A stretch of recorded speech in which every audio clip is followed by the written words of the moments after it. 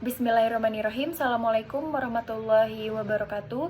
Perkenalkan, nama saya Hainun Maria Sunar, NPM 1817217, Fakultas Ilmu Komunikasi, Program Studi Hubungan Masyarakat. Di sini saya akan memaparkan hasil dari penelitian saya yang berjudul Analisis Jaringan Komunikasi dan Eksistensi dalam Komunitas dengan subjudul Studi Analisis Jaringan Komunikasi pada Komunitas Women's Flag Football Kota Bandung. Latar belakang penelitian saya adalah komunitas pada umumnya memiliki dua tujuan, yaitu eksis dan berkembang. Untuk mencapai kedua hal tersebut, tentunya komunikasi merupakan hal yang harus diperhatikan, di mana relasi antar anggota harus terjalin dengan baik dan pesan yang mengalir dalam komunitas harus berjalan secara efektif. Komunitas Women Flag Football Kota Bandung merupakan sebuah komunitas olahraga yang dimainkan oleh perempuan, di mana komunitas ini merupakan komunitas pelopor dari terbentuknya Women's Flag Football Indonesia.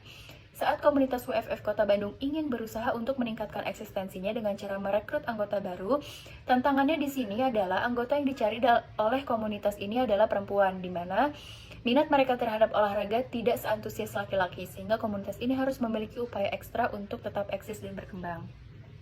Untuk itu, upaya yang dilakukan harus efektif, salah satunya dengan mengetahui siapa saja anggota yang berpotensi dalam penyebaran pesan yang efektif, mengingat komunitas ini menggunakan cara mouth-to-mouth, salah satunya untuk mendapatkan anggota baru. Berikut adalah gambar dari komunitas Women's Flag Football Kota Bandung. Tujuan penelitian terdapat 3 tujuan. Yang pertama, untuk mengetahui peran-peran dalam struktur jaringan komunikasi yang ada pada komunitas Women's Flag Football Kota Bandung. Selanjutnya, untuk mengetahui bagaimana pola jaringan komunikasi yang terbentuk di dalam komunitas Women's Flag Football Kota Bandung. Dan yang terakhir, untuk mengetahui eksistensi pada komunitas Women's Flag Football Kota Bandung. Istilah dalam penelitian ini antara lain adalah analisis jaringan komunikasi, pola jaringan komunikasi, eksistensi, dan jaringan komunikasi. Metode penelitian menggunakan metode analisis jaringan komunikasi dengan studi jaringan utuh pada level aktor. Jenis penelitian adalah deskriptif. Populasi adalah 15 orang yang merupakan seluruh dari anggota komunitas Women Flag Football. Sampelnya menggunakan sampel kelompok kecil. Pengumpulan data pada penelitian ini melalui 4 tahap. Tahap yang pertama adalah menggunakan kuesioner.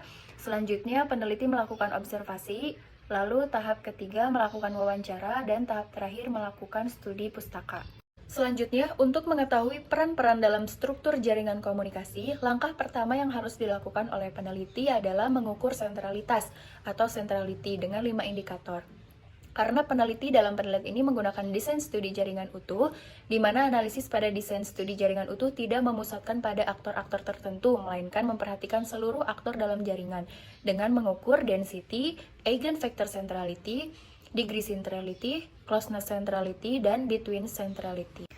Berikut adalah hasil dari perhitungan 5 sentralitas, di mana yang pertama ada density atau kepadatan. Density merupakan perbandingan antara jumlah link dengan jumlah link yang akan muncul.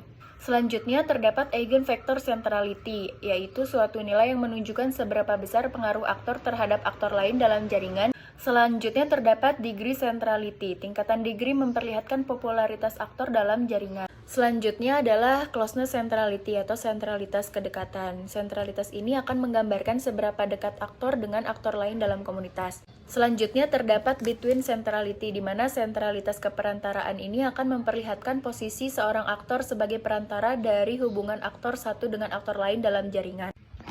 Dari hasil perhitungan sentralitas tersebut didapat 5 peran dalam jaringan komunikasi. Yang pertama, star adalah aktor yang paling populer didapatkan oleh aktor Elza. Selanjutnya, liaison adalah orang yang menghubungkan komunitas dengan lingkungannya, yaitu Ulfa dan Elza. Selanjutnya, isolate adalah orang yang paling sedikit berinteraksi atau berkomunikasi dengan anggota, yaitu Silmi dan Gita. Selanjutnya, bridge, orang yang menghubungkan antara satu aktor dengan aktor lainnya, adalah Bella.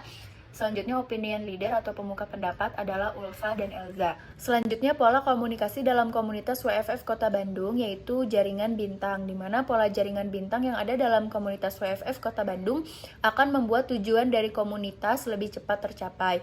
Dengan komunikasi yang tidak perlu menunggu dan cepat, maka pergerakan informasi dan pesan akan lebih efektif, sehingga komunitas ini bisa mengoptimalkan usahanya dalam meningkatkan eksistensi dengan cepat. Kesimpulan pada penelitian ini, yang pertama, terdapat 5 peran dalam struktur jaringan komunikasi, diantaranya bridge, star, liaison, opinion leader, dan isolate. Selanjutnya, pola komunikasi yang berada dalam komunitas WFF Kota Bandung adalah pola jaringan yang berbentuk bintang.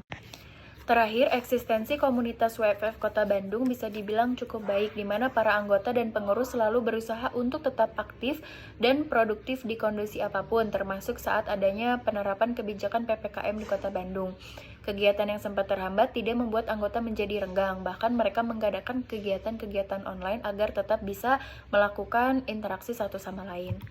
Sekian presentasi dari saya, mohon maaf apabila terdapat kesalahan kata. Terima kasih. Assalamualaikum warahmatullahi wabarakatuh.